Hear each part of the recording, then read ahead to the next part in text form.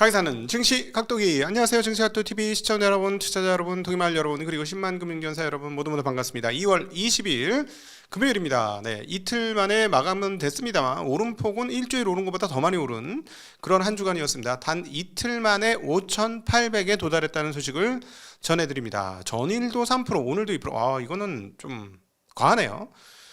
그래서 정책당국에 말씀드리고 싶은 것은 조금 얇게 펼쳐서 이렇게 빈대떡 쫙 밀가루 반죽 덩어리를 이렇게 해서 쫙 펼치듯이 좀 천천히 갔으면 좋겠다 하는 의견을 좀 드리고 싶습니다. 그러니까 이렇게 되면은 많은 분들이 후끈하고 참여하는 건 맞는데 참여하는 과정에서 그냥 가격이 다 후루룩 올라버려 가지고 그 같이 좀 나누는 게 좀 어렵지 않을까 하는 그런 걱정이 조금 있어요. 그래서 좀 천천히 갔으면 좋겠다.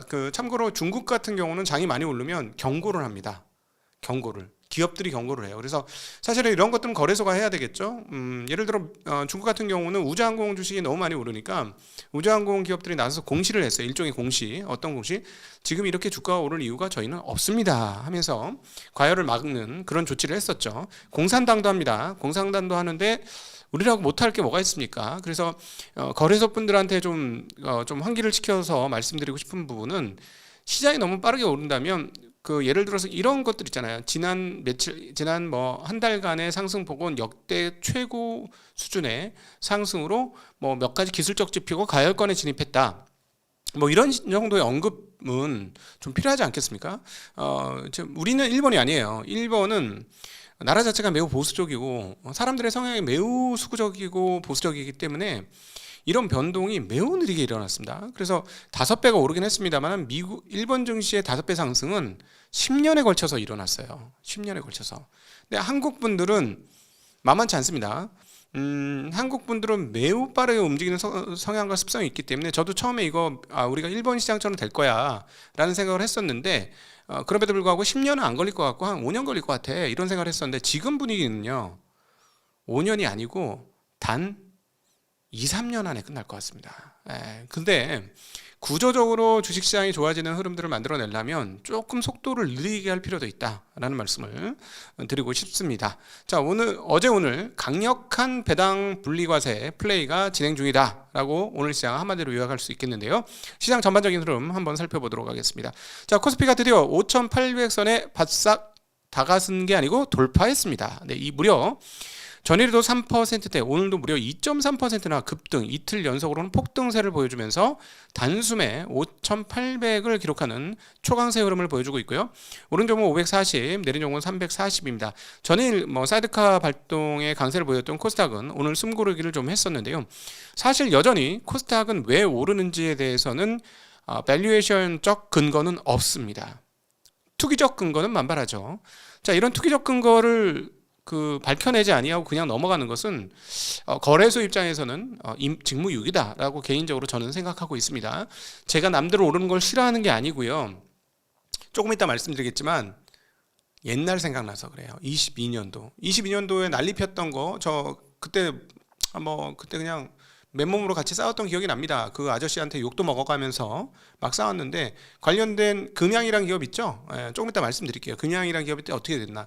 지금 코스닥에 이런 기업들이 많아요. 금양 그래도 거래소 기업서, 발포제 만드는 거래소 기업서, 오래된 기업. 근데도 이상한 짓을 해가지고 하도 그때 막 주가가 막 한 2조대인가까지 떨어질 때 이거 앞으로 10분의 1토막 더 나야 돼요 라고 얘기했던 기억이 나요. 그때 정확한 금액은 기억이 안 나지만 아직도 10분의 1통 나와도 비싸요 이렇게까지 얘기했던 기억이 나는데 그때의 느낌과 비슷합니다. 코스닥은요 지금 말도 안 되는 고평가예요. 전 세계적인 최고 고평가 시장이 코스닥이다. 나스닥 저리 가라 이기 때문에 이 부분에 대해서는 점검이 좀 필요하다는 말씀 계속해서 드리고 싶습니다. 욕먹어도 드릴 말씀은 드려야 될 것 같아요. 자, 오늘 일단 거시 흐름들 살펴보면서 가도록 하겠습니다. 먼저 원화 환율 챙겨보고 가죠. 달러당 오늘 4원 40전 강세를 보여주면서 1446원, 엔화 대비 932.99, 위안화 대비 209.66, 그리고 유로화 대비로는 드디어 1700원이 깨지려고 하는 수준까지 원화가 강세 흐름을 가고 있습니다. 채권 금리는 어떻게 됐을까요? 채권 금리도 전반적으로 금리 하락, 가격 강세를 나타냈습니다. 10년물 1.1bp 떨어졌고요. 2년물은 2.7, 5년물은 2.6, 그리고 30년물 많이 떨어졌습니다. 4bp가 떨어지면서 전반적으로 채권 가격이 오르는 그런 양상을 보여주고 있습니다. 업종별 네이버페이에서 제공해주는 업종별 순위 한번 살펴보도록 하겠습니다. 자, 오늘은 보험주들이 휘감았습니다. 어제는 증권, 오늘은 보험입니다. 그리고 디스플레이 패널 강세를 보여주었고요. 무역회사 관련된, 그리고 서울가스, 또 좀 이따가 관련된 뉴스가 나옵니다. 정유 관련 주식들이 강세를 보여주었는데요. 자, 생명보험, 손해보험이 그동안에 이제 저희 증시학도 채널에서는 대체적으로 금융주들이 좋다고 얘기하면서 그 옛날에는 4, 5년 전에는 은행, 지주 이런 것들을 참 좋게 봤어요. 그러다가 3년 전부터는 증권 이런 것들을 좋게 봤는데 그 사이에 이제 보험은 들어왔다가 나갔었습니다. 참고로 저희가 이제 퇴직연금 가이드를 해줄 때는 보험 ETF가 잠시 들어갔다가 빠졌던 기억이 나는데 어느덧 은행 지주 쪽과 증권의 가격이 매우 고공행진을 하면서 어느덧 시가 배당률 기준으로는 안 오르지 않았고 꽤 올랐고 역사적 고점 부근에 있음에도 불구하고 보험 주식들이 비싸지 않은 그런 상황이 왔다는 거죠. 그래서 어제는 증권, 오늘은 보험이 받아가면서 배당소득 분리과세 플레이를 하고 있다. 지금 상황은 뭐냐면 배당소득 분리과세로 먹는데 일단 무조건 표면적으로 무조건 먹는 거 있죠. 그냥 너무 뻔한 거 그것부터 가는 장이에요. 배당소득 분리과세가 확실한 그런 주식부터 먼저 땡겨 놓고 다음 생각하는 뭐 이런 분위기가 지금 가고 있다라고 볼 수 있겠습니다. 자, 투자자별 매매 동향 한번 살펴보도록 하겠습니다. 자, 오늘 투자자별 매매 동향 토스증권에서 제공한 내용인데요. 외국인들은 SK 하이닉스, 두산에너빌리티, 하나오션, 에어로스페이스, 효성중공업, HD 현대일레 매수를 했고요. 기관은 삼성전자, 현대차, 하나오션, SK 하이닉스, 두산에너빌리티, HD 현대중공업. 개인은 삼성전자, 우선주, 그리고 인버스, 하나솔루션, 그 다음에 코덱스 200, 한온시스템 등을 매수를 하는 모습 확인할 수 있었습니다. 매도 흐름 살펴보겠습니다. 외국인들은 삼성전자 매도를 했고요. 삼성전자 우선주, 현대차, 그리고 SK스퀘어 등을 매도를 했습니다. 기관은 다 코덱스는 저 개인의 물량이라고 보시면 될 것 같고 하나솔루션, 미래에셋증권, 하이브 등을 매도를 했습니다. 개인은 SK 하이닉스, 그리고 12에는 플러스 고배당주가 들어갔네요. 순매도에서 플러스 고배당 이거 계속 오르고 있는데 수익 실현했나 보네. 저희가 ETF 중에서는 저거 괜찮은 것 같아요 하고 좋은 성과를 거뒀는데 기관들은 매도를 하네요. 자, 개인들이 매도했다는 얘기 같습니다. 그동안에 많이 올랐기 때문에 플러스가 처음으로 탑 10에 들어간 것 같습니다. ETF 중에선 저희 채널이 위력이 있는 건가? 아닌가? 잘 모르겠네. 자, 개인은 SK하이닉스, 오늘 SK하이닉스 굉장히 많이 오는데 개인들의 매수가 엄청났습니다. 8천억 가까이 매수를 했고요. 두산에너빌리티, 하나오션, 하나에어로스페이스, 효성중공업 등을 개인은 순매도했습니다. 자, 다음에 첫 번째 뉴스. 오늘 방산주와 정유주가 초강세를 이루었는데요. 아무래도 중동 호르무즈 해협이 걱정이 많이 되고 있는 상황입니다. 호르무즈 해협을 이란이 점령할 수도 있다. 왜냐하면 미국이 저렇게 군사적으로 강짜를 부리면 이란으로서는 방법이 없으니까 너 죽고 나 죽자 식으로 가겠죠. 근데 호르무즈 해협이 어떤 해협이냐면요. 아주 버섯 신발 거꾸로 해놓은 것 같은 아라비아 반도, 오른쪽 위에 보세요. 아라비아 반도에 이렇게 쭉 들어가는 이제 골짜기 같은 바닷길인데 거기 저기 빨간 네모 박스 딱 보이시죠? 그거를 이제 확대한 게 밑에 그림입니다. 저희 호르무즈 해협인데 저기 어느 정도냐면은 날씨 맑으면은 어이 김씨 나 여기 있는데 보여? 아이고 반갑네 이러면 보여요 진짜. 왜? 34km밖에 안 떨어졌거든. 이쪽 끝에서 저쪽 끝에서 34km. 날씨 좋은 날 눈 좋은 사람은 보이는 거야. 아이고 각도기 저기 까불고 있네 이러면서 막 보이는 되거든요. 그러니까 열받으면 여기서 쇠줄 제일 두꺼운 거 갖고 와봐. 쇠줄 제일 두꺼운 거 갖고 저 건너편까지 가가지고 칭칭 감아버려. 배들 못 다니게. 자, 그렇게 되면 어떻게 될까? 극단적인 예지만 뭐 칭칭 어떻게 감 수 있겠습니까? 대신에 저건 할 수 있죠. 드론을 막 띄워놓는 거야. 드론을 겁나게. 저 무슨 드론이지? 폭탄 드론인가? 자폭 드론인가? 이렇게 되면 상선들이 저기를 간다 안 간다. 아이고 내가 지금 돈 벌려고 왔지. 내가 목숨 걸려고 여기 왔어. 이런 거 그냥 안 가죠. 안 갑니다. 그쵸? 안 가죠? 근데 이제 문제는 뭐냐면은 저기가 아까 그 큰 그림 보시면 아시겠지만 저기 그 중동에서 나온 석유가 다 절로 가는 거예요. 오른쪽 위에 보세요. 오른쪽 위에 보시면 저 중동에서 나온 거 있잖아. 사우디아라비아나 이런 데서 나온 석유를 배로 실어 갈 때 저 해협을 간단 말이야. 이렇게 가는데 이야, 문제는 뭐냐? 물량이 많다는 얘기입니다. 그 하루에 저기를 지나는 게 약 1670만 배럴. 예. 그리고 원유의 25%, LNG의 20%입니다.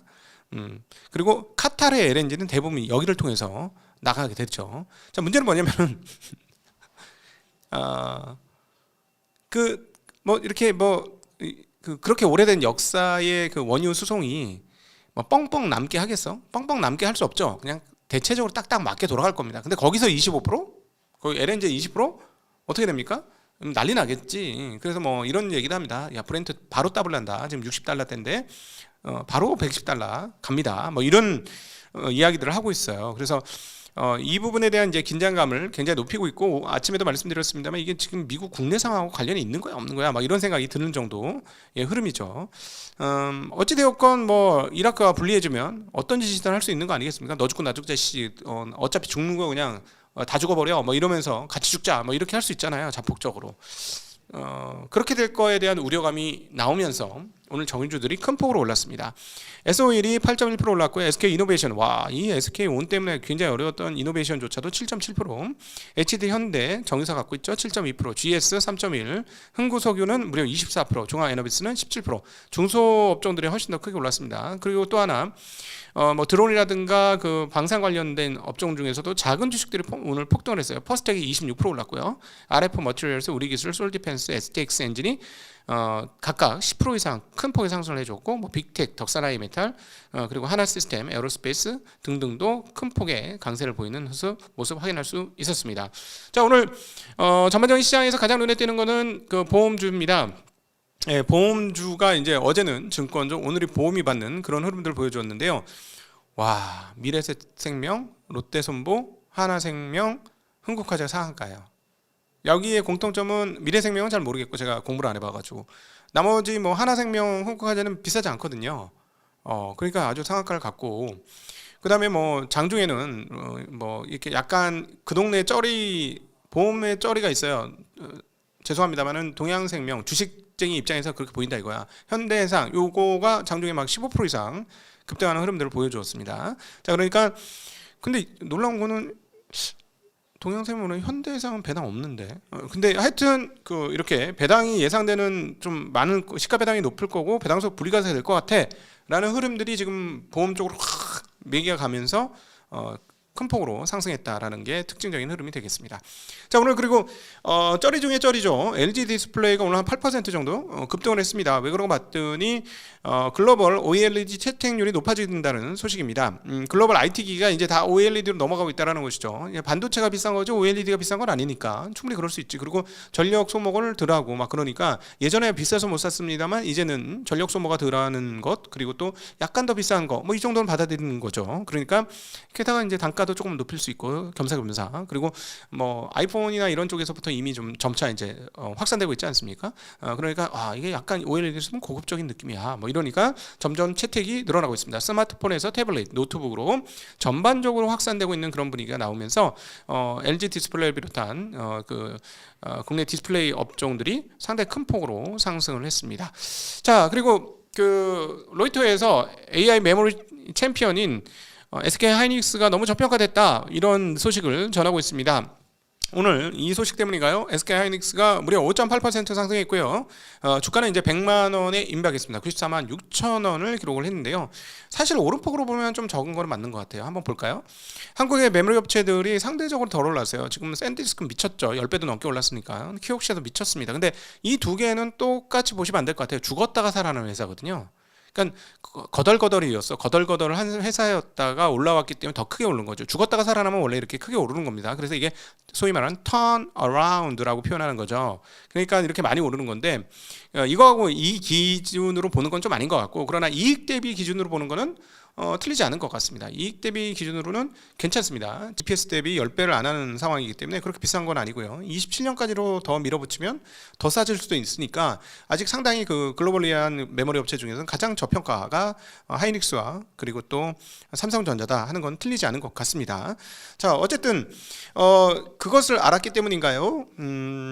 세계 최대의 자산운용사인 블랙록이 하이닉스 지분을 무려 5% 매입했다는 소식입니다. 5% 지분 확보를 하면 공시를 해야 되잖아요. 공시가 떴어요. 어이쿠, 저 보세요. 오른쪽에 블랙록 Fund Advisors 해오면서 변호사 윤태한 뭐 이렇게 써 있네요.